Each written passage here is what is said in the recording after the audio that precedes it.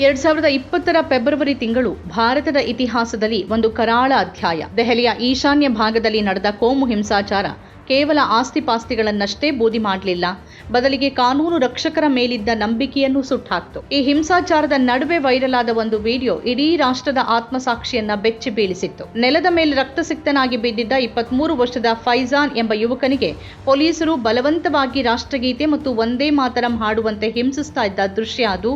ಇಂದು ಆ ಘಟನೆ ನಡೆದು 6 ವರ್ಷಗಳ ನಂತರ ಸಿಬಿಐ ಇಬ್ಬರು ಪೊಲೀಸರ ವಿರುದ್ಧ ಚಾರ್ಜ್ ಶೀಟ್ ಸಲ್ಲಿಸಿದೆ. ಆದರೆ ಇಲ್ಲಿ ಕೆಲವು ಕಠಿಣ ಪ್ರಶ್ನೆಗಳು ಉದ್ಭವಿಸುತ್ತೆ. ರಕ್ಷಕನೇ ಭಕ್ಷಕನಾದಾಗ ಸಾಮಾನ್ಯ ನಾಗರಿಕ ಎಲ್ಲಿಗೆ ಹೋಗ್ಬೇಕು? 6 ವರ್ಷಗಳ ವಿಳಂಬಿತ ನ್ಯಾಯವನ್ನ ನ್ಯಾಯ ಅಂತ ಕರೆಯೋದಕ್ಕೆ ಸಾಧ್ಯನಾ? ಕೇವಲ ಇಬ್ಬರು ಕೆಳಹಂತದ ಪೊಲೀಸರ ಮೇಲೆ ಆರೋಪ ಹೊರಿಸುವ ಮೂಲಕ ಇಡೀ ಘಟನೆಯ ಹಿಂದಿರುವ ವ್ಯವಸ್ಥಿತ ದೌರ್ಜನ್ಯವನ್ನ ಮುಚ್ಚಿ ಹಾಕಲಾಗ್ತಾ ಇದೆಯಾ? ಫೆಬ್ರವರಿ 24, 2020 ಸಿಎಎ ವಿರೋಧಿ ಪ್ರತಿಭಟನೆಯಲ್ಲಿ ಪಾಲ್ಗೊಂಡಿದ್ದ ತನ್ನ ತಾಯಿಯನ್ನ ಹುಡುಕೊಂಡು ಹೊರಟಿದ್ದ ಫೈಜಾನ್ ದೆಹಲಿ ದಂಗೆಯ ನಡುವೆ ಸಿಲುಕೊಂಡಿದ್ದ. ಪೊಲೀಸರು ಆತನನ್ನ ಅಡ್ಡಗಟ್ಟಿ ಅಮಾನುಷವಾಗಿ ಥಳಿಸಿದ್ರು.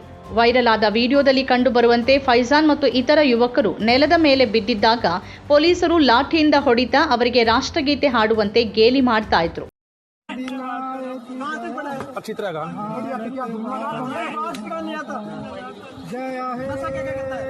ಇದಾದ ನಂತರ ಫೈಜಾನ್ನನ್ನ ಆಸ್ಪತ್ರೆಗೆ ಕೊಂಡೊಯ್ಯುವ ಬದಲು ಜ್ಯೋತಿನಗರ ಪೊಲೀಸ್ ಠಾಣೆಯಲ್ಲಿ ಸುಮಾರು 24 ಗಂಟೆಗಳ ಕಾಲ ಅಕ್ರಮವಾಗಿ ಬಂಧನದಲ್ಲಿ ಇಡಲಾಗಿತ್ತು. ಬಿಡುಗಡೆಯಾದ ಮರುದಿನವೇ ಆತ ತೀವ್ರವಾದ ಆಂತರಿಕ ಗಾಯಗಳಿಂದಾಗಿ ಸಾವನ್ನಪ್ಪಿದ. ದೆಹಲಿ ಹೈಕೋರ್ಟ್ನ ಆದೇಶದ ಮೇರೆಗೆ 2024ರಲ್ಲಿ ಈ ಪ್ರಕರಣವನ್ನು ಸಿಬಿಐಗೆ ವರ್ಗಾಯಿಸಲಾಯಿತು. ಇತ್ತೀಚೆಗೆ ಸಿಬಿಐ ಸಲ್ಲಿಸಿದ ಚಾರ್ಜ್ ಶೀಟ್ನಲ್ಲಿ ಹೆಡ್ ಕಾನ್ಸ್ಟೇಬಲ್ ರವೀಂದ್ರ ಕುಮಾರ್ ಮತ್ತು ಕಾನ್ಸ್ಟೇಬಲ್ ಪವನ್ ಯಾದವ್ ಅವರ ಹೆಸರನ್ನ ಸೇರಿಸಲಾಗಿದೆ. ಅವರ ಮೇಲೆ ಐಪಿಸಿ ಸೆಕ್ಷನ್ 323 ಉದ್ದೇಶಪೂರ್ವಕವಾಗಿ ಗಾಯಗೊಳಿಸೋದು, 325 ಗಂಭೀರ ಗಾಯ ಮತ್ತು 304 ಭಾಗ 2 ಕೊಲೆಯ ಉದ್ದೇಶವಿಲ್ಲದ ಮನುಷ್ಯ ಹತ್ಯೆ ಅಡಿಯಲ್ಲಿ ಪ್ರಕರಣವನ್ನ ದಾಖಲಿಸಲಾಗಿದೆ. ಆದರೆ ಈ ಚಾರ್ಜ್ ಶೀಟ್ನಲ್ಲಿ ಕೆಲವು ಗಂಭೀರ ಲೋಪದೋಷಗಳು ಕಂಡು ಬರ್ತಿವೆ. ಫೈಜಾನ್ ಸಾವು ಪೊಲೀಸರ ದೌರ್ಜನ್ಯದಿಂದಲೇ ಸಂಭವಿಸಿದೆ ಅನ್ನೋದು ಸ್ಪಷ್ಟವಾಗಿದ್ದರೂ ಸಿಬಿಐ 302 ಅಂದ್ರೆ ಕೊಲೆ ಸೆಕ್ಷನ್ ಬದಲಿಗೆ 304 ಅಂದ್ರೆ ಅಚಾತುರ್ಯದ ಕೊಲೆ ಪ್ರಕರಣದ ಸೆಕ್ಷನ್ ಹಾಕಿದೆ. ಇದು ಅಪರಾಧಿಗಳಿಗೆ ಶಿಕ್ಷೆಯ ಪ್ರಮಾಣವನ್ನ ಕಡಿಮೆ ಮಾಡುವ ಪ್ರಯತ್ನ ಅನ್ನೋ ಅನುಮಾನ ಮೂಡಿಸುತ್ತೆ. ಘಟನೆಯ ವಿಡಿಯೋದಲ್ಲಿ ಕನಿಷ್ಠ 5 ರಿಂದ 6 ಮಂದಿ ಪೊಲೀಸರು ದೌರ್ಜನ್ಯ ಎಸಗ್ತಾ ಇರುವುದು ಸ್ಪಷ್ಟವಾಗಿದೆ.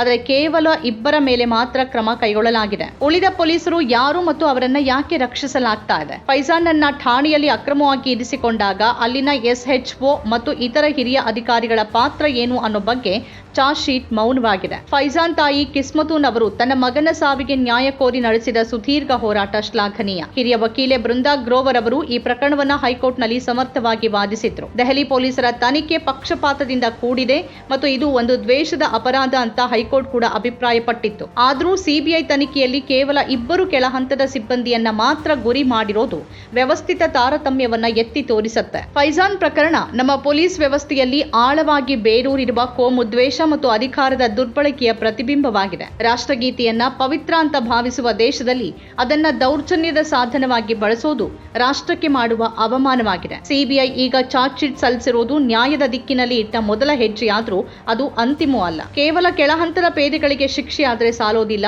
ಆ ದೌರ್ಜನ್ಯಕ್ಕೆ ಮೂಕ ಸಾಕ್ಷಿಯಾದ ಮತ್ತು ಅದನ್ನ ಬೆಂಬಲಿಸಿದ ವ್ಯವಸ್ಥೆಯ ಹಿರಿಯ ಅಧಿಕಾರಿಗಳು ಹೊಣೆಗಾರರಾಗಬೇಕು. 6 ವರ್ಷಗಳ ನಂತರವೂ ಫೈಜಾನ್ ಕುಟುಂಬ ಇನ್ನೂ ಕೋರ್ಟ್ಗೆ ಅಲೆದಾಡುವ ಪರಿಸ್ಥಿತಿ ಇದೆ. ಕಾನೂನು ಎಲ್ಲರಿಗೂ ಸಮಾನವಾಗಿರಬೇಕು. ಅದರಲ್ಲೂ ವಿಶೇಷವಾಗಿ ಕಾನೂನು ರಕ್ಷಕರು ಅಪರಾಧ ಎಸಗಿದಾಗ ಶಿಕ್ಷೆ ಅತ್ಯಂತ ಕಠಿಣವಾಗಿರಬೇಕು. ಆಗ ಮಾತ್ರ ಜನಸಾಮಾನ್ಯರಿಗೆ ನ್ಯಾಯದ ಮೇಲೆ ನಂಬಿಕೆ ಉಳಿಯಲು ಸಾಧ್ಯ. ನಮ್ಮ ಕಾರ್ಯಕ್ರಮಗಳನ್ನ ನೀವು ನೋಡ್ತಾ ಇದ್ರೆ ನಮ್ಮ ಚಾನೆಲ್ ಅನ್ನ ಸಬ್ಸ್ಕ್ರೈಬ್ ಮಾಡಿ, ಪಕ್ಕದ ಬೆಲ್ ಐಕಾನ್ ಒತ್ತಿ ನಮ್ಮನ್ನ ಬೆಂಬಲಿಸಿ. ಹಾಗೆ ನಮ್ಮ ಕಾರ್ಯಕ್ರಮಗಳನ್ನ ಲೈಕ್ ಮಾಡಿ, ಕಮೆಂಟ್ ಮಾಡಿ, ಅದನ್ನ ಬೇರೆಯವರಿಗೂ ವಾಟ್ಸ್ಆಪ್ ಮೂಲಕ ಶೇರ್ ಮಾಡಿ. ನೀವು ಹೀಗೆ ಮಾಡಿದಾಗ ನಮ್ಮ ಚಾನೆಲ್ ಇನ್ನಷ್ಟು ಮತ್ತಷ್ಟು ಜನರಿಗೆ ತಲುಪಲು ನೀವು ನಮ್ಮೊಂದಿಗೆ ಸಹಕರಿಸಿದ ಹಾಗಾಗುತ್ತೆ. ಇದು ನೀವು ಯಾವುದೇ ಖರ್ಚಿಲ್ಲದೆ ಕೆಲವೇ ಸೆಕೆಂಡುಗಳಲ್ಲಿ ನೀಡಬಹುದಾದ ಸಹಕಾರ. ಧನ್ಯವಾದಗಳು.